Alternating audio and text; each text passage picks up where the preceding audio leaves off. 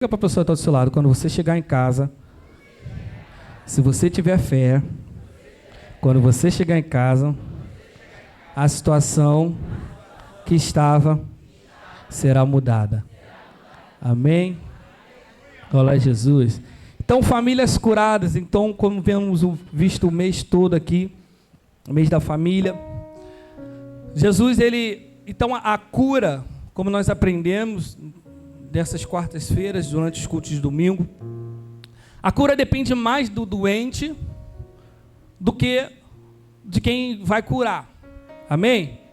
Então, se eu quero a cura da minha família, essa cura vai depender mais de mim do que do médico, de quem vai curar. Jesus, certa vez, ele chega diante de um homem, só introduzindo, daqui a pouco já entrou no texto, que estava num tanque, chamado Betesda, né? Você já conhece a história, 38 anos. Irmãos, ele não tinha 38 anos de idade, ele havia 38 anos que estavam aleijado, que estava paraplégico, estava paralítico. Ele não se movia. Agora você fica imaginando a situação daquela casa. Aquele homem, talvez era um pai de família. Ele não tinha 38 anos que ele tinha de idade, porque senão falaria paralítico de nascença. Ele havia 38 anos naquela situação. Então tu imagina para um pai paralisado, um homem fora de casa paralisado, sem ter como levar o sustento para sua casa. Você fica imaginando isso. E quando Jesus chega lá no tanque, ele pergunta para o homem, fala: se você quer ser curado? Aquele homem, ele começa a ficar inventando desculpa. Ah, Senhor, eu até quero, mas quando a água agitada vem alguém antes de mim, pula, porque não tem ninguém que me jogue ali. A pergunta de Jesus foi: você quer mergulhar? Ou foi: você quer ficar curado? Qual foi a pergunta de Jesus? Jesus está perguntando para você: você quer a sua família curada? Então para de ficar inventando desculpa. Ah, é minha mulher, ai meu filho, nunca sou eu.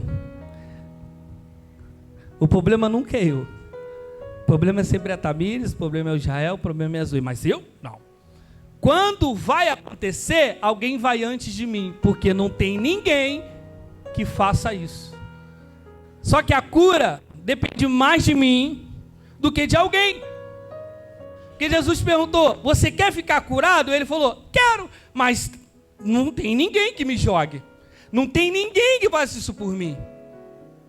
Eu creio que aquele homem já tinha tido ouvido falar de Jesus. E ele: não, Jesus, o problema é que não tem ninguém para fazer isso por mim. Sempre não tem ninguém. Viramos caçadores de culpados. Na situação que nós vivemos, ficamos conformados, porque nunca o problema sou eu. A gente ouve isso, o Cláudio Duarte fala muito, né? Isso. E quem já disse isso? O problema não sou eu, é ela que tem que mudar. Qual homem já disse isso além de mim? Não sou eu, o problema sou eu, não. O problema é ela que tem que mudar. Mulher então diz toda hora. Não. Deixa eu trocar de microfone aqui, irmão. Isso aí está falhando. Não vou fazer igual o pastor, não. Vou tacar, não, tá bom? Rapaz, pastor, abrindo parênteses. O senhor falou aquilo quarta-feira. Chegou quinta-feira lá na igreja. O microfone ficou ruim. Eu falei assim: vou largar esse microfone, senão eu vou falar igual o pastor. Vou tacar esse microfone longe. Preguei esse microfone e tudo bem. Amém? Então, entrando no texto, famílias inconformadas com a situação que está na sua casa. Deixa eu dizer uma coisa para você: você não pode se conformar da situação que está. Ah não, já faz tanto tempo que está assim. Já até me acostumei. Está confortável? Não, mas eu estou conformado.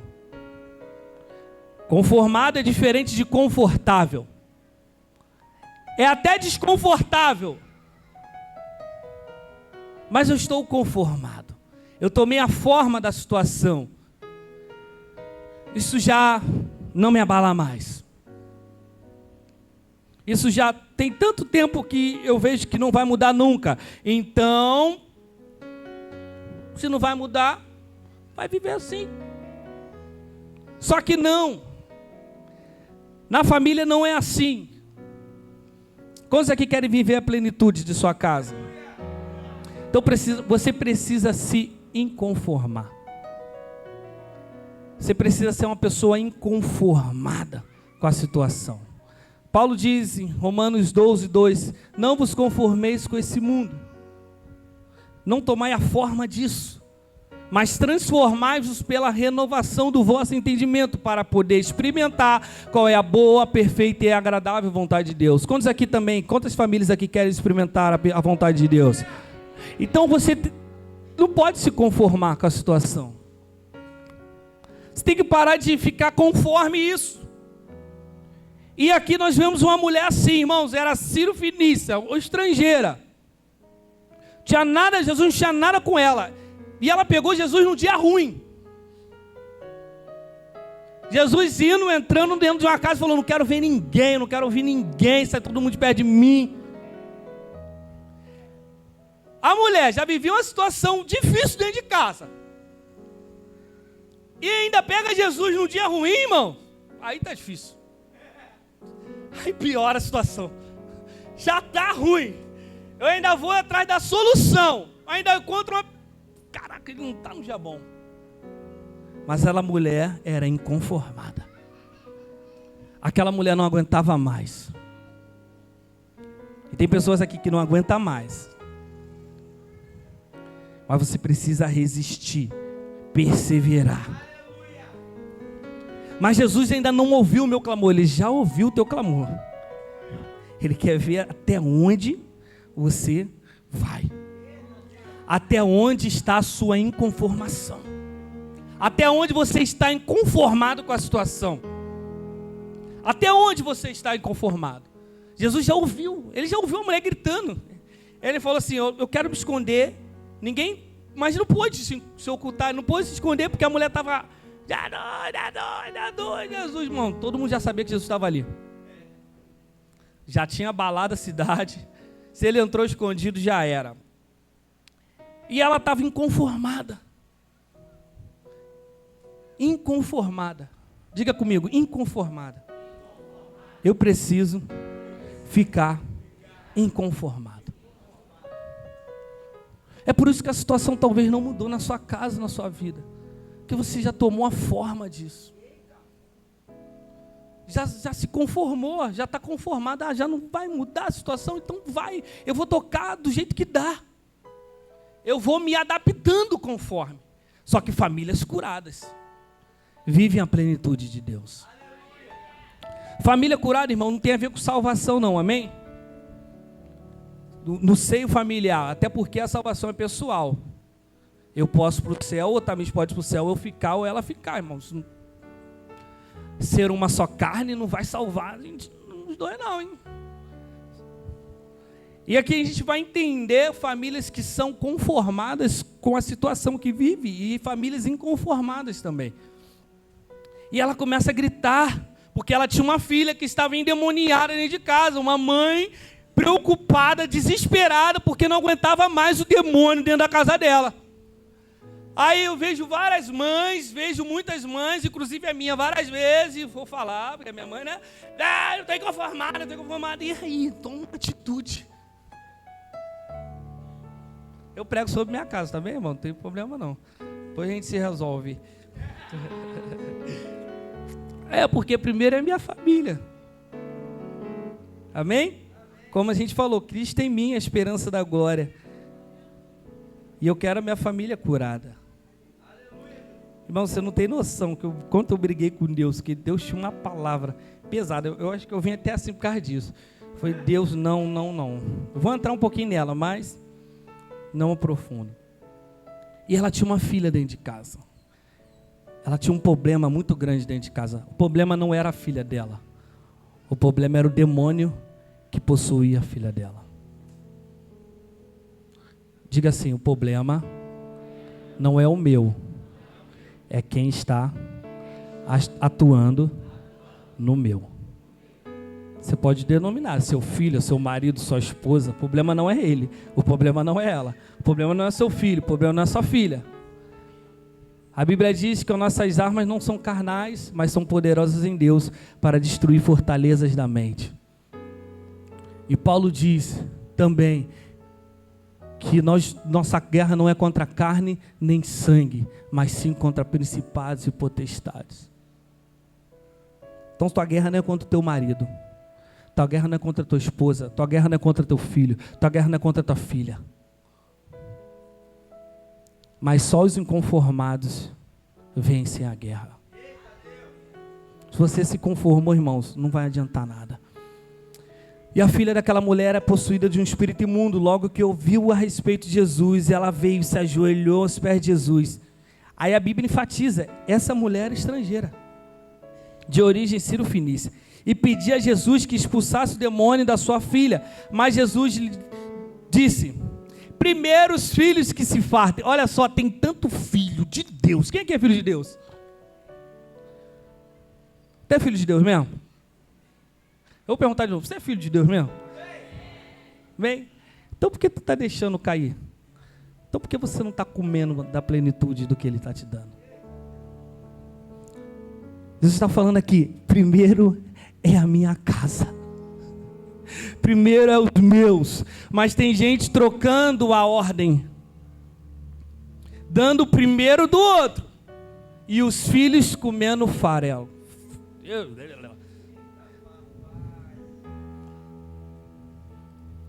Jesus fala, não pode, isso não pode mudar, essa situação não pode ser trocada, pai, mãe, filho, o primeiro é a sua casa.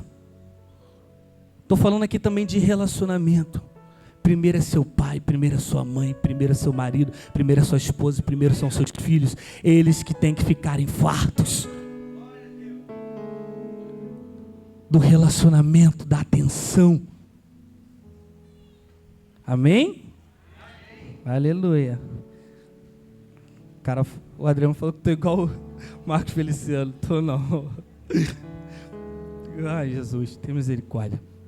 E Jesus fala, não é correto. Pastor, ele fala, não tem como. Isso não pode mudar, não é correto que eu tire da mesa dos meus filhos para dar para o outro. Só que, Soninha, a mulher é insistente. Aí a mulher joga na cara de Jesus e fala assim, mas os cachorrinhos estão comendo farelo, porque eles não estão aproveitando tudo. As criancinhas estão deixando as migalhas caírem no chão. Jesus ficou, essa mulher é inconformada. Essa mulher é uma mulher inconformada, porque não tem como. Ela está querendo só uma migalhinha. Olha só, irmãos, o que aquela pessoa que é inconformada, ela não espera muito, ela só quer que o problema dela seja resolvido. Amém? Você está aí? Amém. Você está feliz com Jesus? Amém. Então ela era inconformada. Uma mãe inconformada com a situação que estava vivendo dentro da casa dela. E também em outra situação nós vemos um pai inconformado. Você lembra do pai do jovem lunático? Irmãos, Pedro, Tiago, João e Jesus tinham subido ao monte. Chega em cima do monte, Jesus se transfigura. Ou seja, ele mostra a santidade dele para Pedro, Tiago e João. Diante disso aparece Elias e Moisés no monte da transfiguração. Pedro fala para Jesus, desde que nós fizemos 3 cabanas, uma para você, uma para Tiago, uma para você, uma para Elias, outra para Moisés. Culto poderoso, irmão. Pedro, Tiago e João tinham acabado de ver a glória de Deus, de Jesus transfigurado, mostrando quem ele era por dentro. Descendo do monte, desce primeiro Pedro, Tiago e João. Chega lá embaixo, ele encontra um pai inconformado. Um pai com um filho no braço, endemoniado, inconformado. E ele pede para os discípulos curarem, os discípulos não curam. E quando Jesus desce, ele fala, aqui não curou. Eu estou inconformado porque meu filho está lunático. Ele está endemoniado. Ele se joga no fogo. Um pai inconformado leva seu filho para Jesus, irmão. Você não creu nessa palavra, só o pastor. Um pai inconformado leva seu filho para Jesus. E ele levou, e Jesus deu uma bronca nos discípulos dele. E Jesus curou aquele menino também, porque um pai inconformado tinha chegado diante dele. Ambos, os filhos dos dois, da mulher e do homem, estavam endemoniados. Como está a situação da sua casa? Qual é a situação da sua casa? Diga para a pessoa que está do seu lado: nada é impossível para Deus. O que você está vivendo dentro de casa? Será que você já tomou a forma disso? Já se conformou? O que está perturbando a sua casa? O que está tirando a paz da sua casa? Você precisa de cura. Irmãos, vou entrar um pouquinho. Vamos lá. Sim, Deus. A casa de Naamã. Naamã, homem poderoso, comandante da guarda do rei, comandante do exército da Síria. Em Deus, olha como diz o texto, Deus tinha dado muitas vitórias à Síria por causa de Naamã. Só que Naamã, ele tinha uma lepra. Ele era leproso, uma casa leprosa, uma casa podre. Mas eu preguei isso lá na igreja, tá bem? Então estou em paz. Eu preguei hoje, inclusive. Então, só que diante disso, Naamã, quando vai em Israel, ele traz uma menina e coloca como serva da sua casa. E a menina fala: se o meu Senhor estivesse diante do profeta que há em Samaria, ele ficaria curado. Naamã ficou conformado. Não, ele ficou inconformado, porque ele não aguentava mais a situação daquela vida que ele vinha vivendo dentro de casa, ao ponto de ser exposto. Irmãos, quando alguém sabe a fraqueza da sua casa, pode crer que ele vai atacar onde? Na fraqueza. Só que a mulher sabia, a mulher de Naamã sabia, a menina sabia, o rei de Naamã sabia, os oficiais de Naamã também sabiam. Ou seja, o ciclo social de Naamã sabia da lepra. Diga para a pessoa que está do seu lado: não tem que te esconder não. Fala para ele, fala para ela. Tem gente que sabe. Tua mulher sabe tua lepra. Fala para ele, fala aí. Teu marido sabe a tua lepra. Quem convive em sua casa sabe da tua lepra. Só que Naamã, muitas das vezes ele se escondia atrás do quê?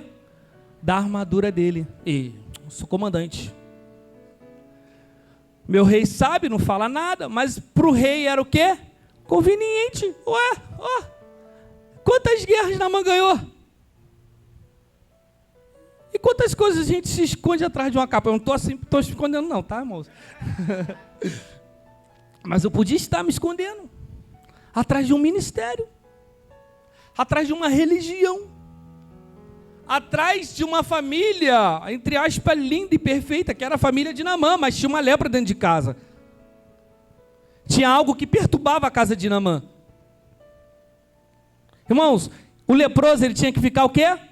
Afastado. Quem anda com leproso, leproso fica.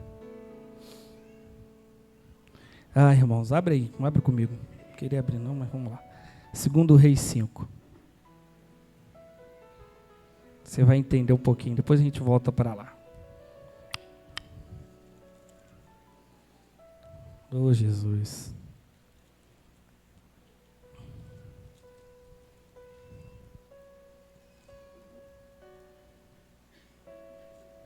Segundo Reis 5.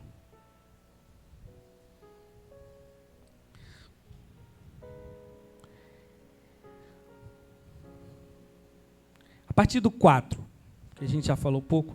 Então Naamã foi contar isso ao seu senhor, dizendo, assim falou a jovem, que é da terra de Israel. O rei da Síria respondeu, vá, eu enviarei uma carta ao rei de Israel. Então Naamã partiu e levou consigo 340 quilos de prata, 72 quilos de ouro, 10 mudas de roupa. Levou também ao rei de Israel a carta que dizia, tão logo esta carta chegar a você, saiba que eu lhe envio Naamã, meu servo, para que você o cure da sua lepra. A menina falou para ele apresentar diante de quem?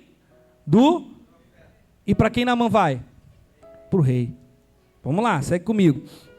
Quando o rei de Israel acabou de ler a carta, rasgou as suas roupas em sinal de medo e disse, por acaso sou Deus com poder de tirar a vida ou dá-la? Para que este envie a mim um homem para eu curá-lo de sua lepra? Como você pode notar e ver, ele está procurando um pretexto contra mim. Mas quando Eliseu, homem de Deus, ouviu que o rei de Israel havia rasgado as roupas, mandou dizer, por que o Senhor rasgou as suas roupas? Deixe-o vir a mim, e ele saberá que há profeta em Israel. Há profeta aqui, Deodoro? Quantos homens de Deus e mulheres de Deus tem aí? Amém? Então vamos ter uma lição com Eliseu aqui um pouquinho. Então, Naamã, ele chega diante do rei. A menina falou para ele ir procurar o profeta. E ele procura o rei. E o rei fica desesperado. Eu vou morrer porque ele está arrumando um pretexto contra a minha vida. Mas só que Eliseu virou e falou assim, manda ele vir, que ele saberá que é profeta em Israel.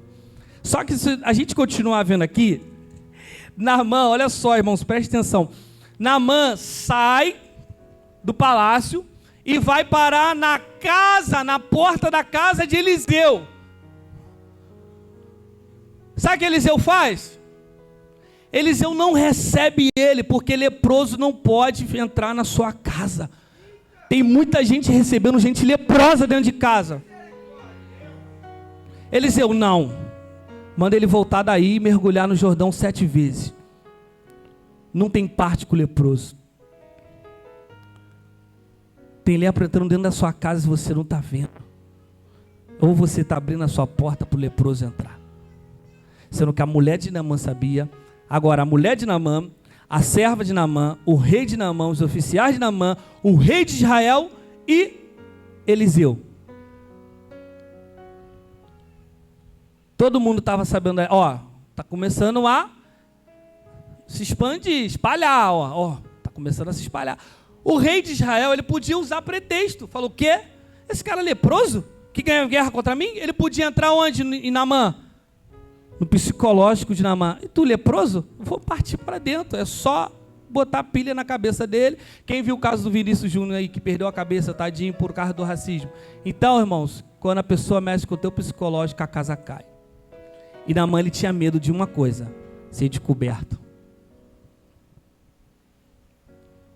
Só que ele chega diante da casa de Eliseu, na porta de Eliseu. Eliseu fala, manda ele mergulhar 7 vezes no rio. Só que Naamã, de um inconformado, ele fica indignado com o que o profeta falou para ele. Irmãos, como alguém conformado desinconforma muito rápido, toma forma muito rápido. O cara fica conformado, tá bom, ele não quer me atender. Olha o que ele fala. Eu pensei que ele ia sair da casa dele, ia levantar a mão para o céu, ia invocar o Deus dele, ia tocar na minha lepra. Irmãos, se Eliseu não queria nem ficar diante dele, imagina tocar na lepra dele. O leproso ainda é abusado.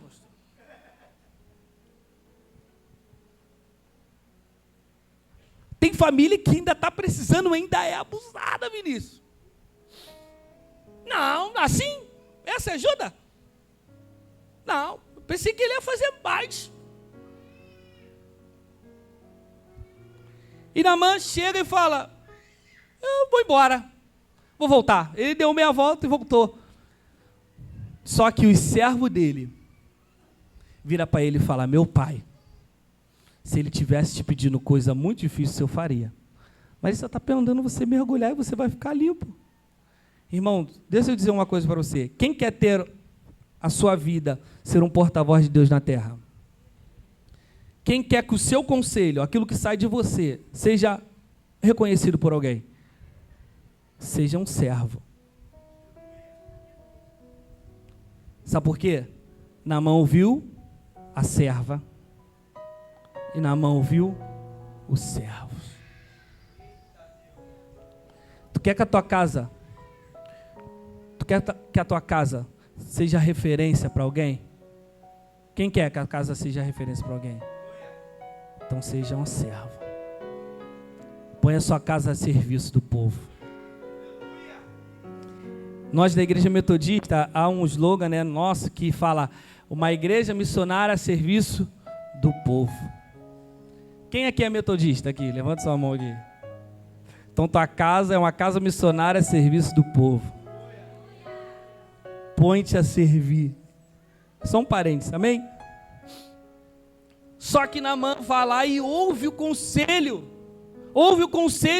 dos seus oficiais, porque eles tinham, pastor, uma relação paternal, de paternidade. Eles falaram para ele: Naamã, meu pai. Eles eram do convívio de Naamã. E Naamã vai lá e ouve o conselho deles, e vai lá e mergulha 7 vezes, e fala que ele fica limpo. Repete comigo: Naamã fica limpo, vai. Aí sim, Eliseu recebe ele em casa. Aí fala que ele vai de encontro a Eliseu, e Eliseu oferece: dá um cafezinho. Quer um café? Agora você pode entrar na minha casa. Agora você está limpo aí. Agora você está limpo. E ele chega e ele oferece presentes a Eliseu. E Eliseu rejeita. Pergunta-se para mim: por que Eliseu rejeitou? Vamos fazer jus, né? O terno e gravata, né? Esses pregadores pentecostais.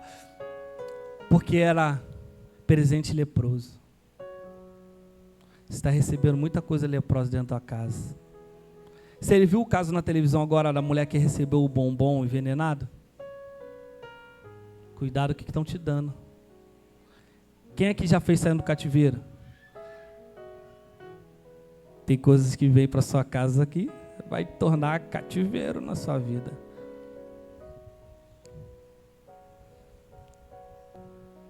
Vai te colocar no cativeiro. E Eliseu não.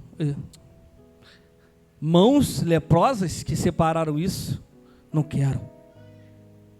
Irmãos, não é ser prepotente, nem ser arrogante. É ser prevenido. É ser um homem ou uma mulher de Deus. Não aceita presente de leproso. Mas ele já não estava mais leproso. Mas ele separou leproso. Presente com preço de lepra. E a gente vai ver mais à frente, se você continuar o texto lendo depois, que Naamã vai embora. Aí Geazi: não é possível. Não é possível que o meu rei, meu senhor, deixou ele fazer isso. Ele foi muito generoso com ele. Você vai falar assim como eu, né, que Geazi ficou inconformado. Não, com a situação, não pode. Ele não pode sair daqui sem deixar nada. Só que Geazi chega lá e fala: Naamã, meu senhor, chegou 2 servos lá na casa do profeta, e eles não têm nada, me dá aí desses presentes aí. Naamã: claro, toma, trouxe presente, vai lá. Quando ele chega em casa, Eliseu pergunta: Geazi, onde você estava? Eu não saí de casa não, meu senhor. Onde você estava? Eu estava contigo em espírito quando você aceitou o presente da lepra. Olha só. Por causa disso, você e sua descendência ficará leprosa. Cuidado, pai, cuidado, mãe, com o que você está aceitando. Porque a lepra é descendente. Meu Deus. Ele ficou leproso. Ele e toda a sua descendência. Por causa do olho grande. Só que também nós vemos também famílias que são geracionais em fé. Se você abrir a Bíblia em 2 Timóteo, capítulo 1, vamos lá, abre comigo, correr para encerrar aqui.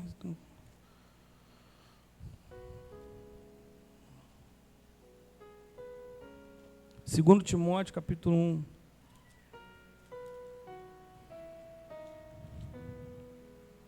A partir do versículo 3, diz assim: dou graças a Deus, a quem desde os meus antepassados sirvo com a consciência limpa, porque sem cessar lembro de você nas minhas orações, noite e dia, lembro das suas lágrimas, e estou ansioso por ver você, para que eu transborde alegria. Olha só, lembro da sua fé, sem fingimento, a mesma que primeiramente habitou em sua avó, e segundo em sua mãe Eunice, e estou certo que habita em você.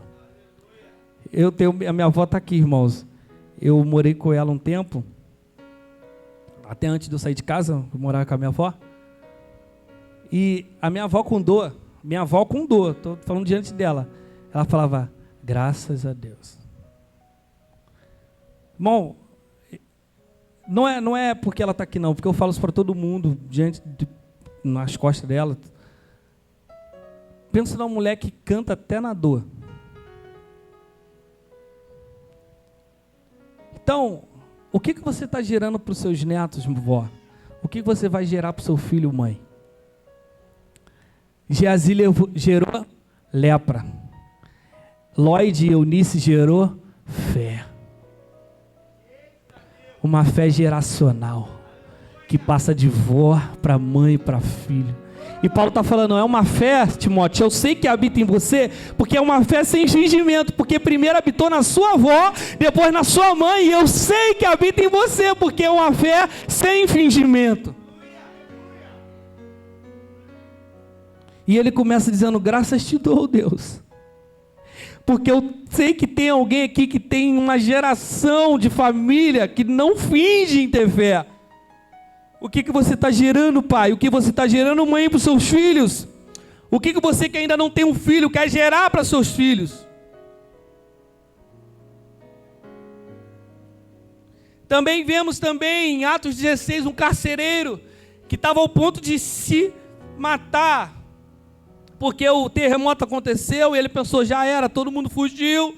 E ele chega para Paulo e Silas e fala, eu quero receber isso que vocês têm. Paulo fala, crê no Senhor Jesus e será salvo tu e tua casa. Então Paulo pega o carcereiro, vamos lá para sua casa. Tá. E Paulo prega para a casa dele, toda a sua casa, a Bíblia diz, toda a sua casa naquele dia foi batizada em Deus. Você quer que toda a sua família receba Jesus? Você tem que ir lá e falar e pedir, Senhor, vamos, eu quero na minha casa, porque Cristo em mim é a esperança da glória. Quer que alguém mude? Mude você primeiro. Receba você primeiro, Deus. Irmãos, eu estava falando ontem com a Tabiz, tem uma brincadeira, eu falei assim, o pessoal está mais crente do que eu. Exemplo, tá? Porque eu lembro que na reunião de família, só eu que não ia. Só eu. A gente ia pro meu pai mora em El Castilho, vai ter almoço aqui, vem cá, almoço domingo, irmão, olha só. Aí eu não tenho carro, eu falei, eu tenho que sair daí 3 horas, porque o culto é 6 horas. Irmãos, todo mundo ficava, eu vinha como? O patinho feio da família. Oi, marido, eu fico e eles vêm. Todo mundo que me criticava aí, pessoal, tá aqui, ó. Todo mundo falava, ontem tava todo mundo no coração aquecido. Não é para minha glória, mas talvez a gente vivia uma fé com fingimento. Uma fé fingida. E o que você quer gerar nos seus filhos? Seu filho que está lá na salinha, o que você quer gerar para ele?